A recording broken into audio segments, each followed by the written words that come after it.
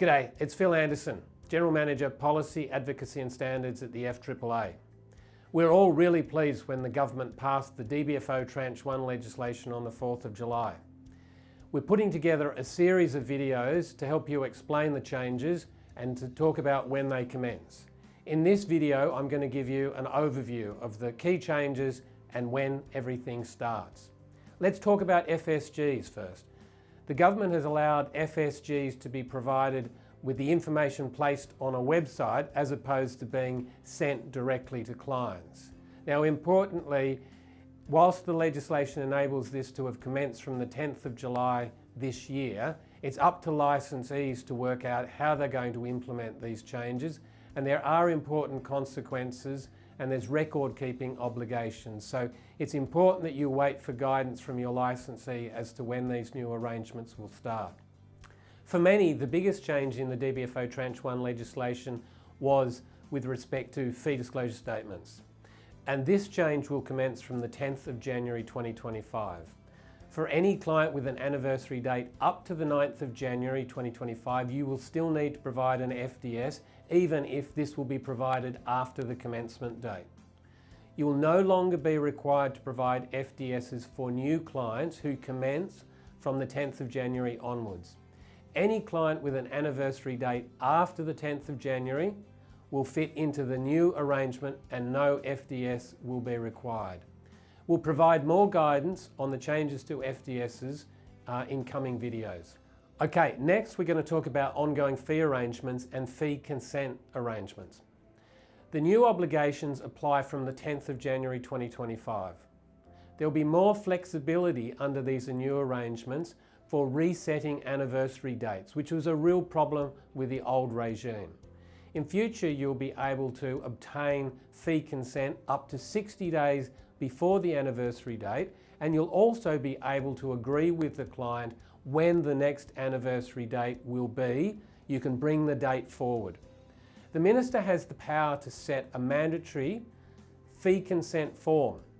This has not been done yet, and there is no guarantee that it will be in place before the commencement on the 10th of January 2025, but we expect further consultation in the months ahead. Keep in mind, you will have up to 150 days after the anniversary date to get the client to provide consent to continue the ongoing fee arrangement. Advice fees from super. For those watching the DBFO Tranche 1 debate, you will be very conscious that there was a lot of focus on Section 99 FA of the SIS Act. This was a real focus of the debate. In the end, the government agreed to remove some of the more challenging elements of this. In the end, as a result of what has been passed, there will not be significant change to the way trustees need to oversight advice fees coming from super accounts. Nonetheless, these changes, as with ongoing fee arrangements, commence from the 10th of January 2025 as well. I just want to make a few points about client consent. Obtaining client consent, fee consent, from all clients, all advice clients, remains essential. The fee consent does not need to be provided to a product provider where the fees are coming from a basic banking account or a credit card account. But in all other cases, they must be provided to the product provider. Next, I want to talk about consent for life insurance. This is a new obligation that applies to life insurance, general insurance, and consumer credit insurance. However, in this video today, we'll focus on life insurance. This new obligation commences with respect to new clients only from the 10th of July 2025. So there's a 12-month transition period. This change, in effect, makes what has already been a business practice a legal obligation. Clients have previously provided consent to the payment of commissions by signing the authority to proceed. And if you continue to do this, you will meet the requirements. It's a once-off obligation. However, if you provide new advice, such as a new life insurance policy, you should also seek consent going forward. The consent does not need to be provided to the life insurer. You just need to have it on the file. Conflicted remuneration.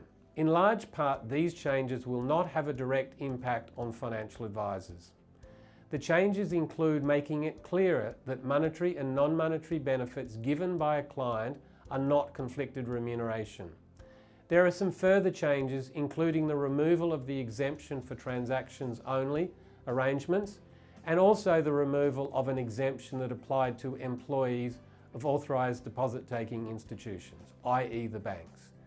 That will end from 6 months after, for new arrangements put in place from 6 months after.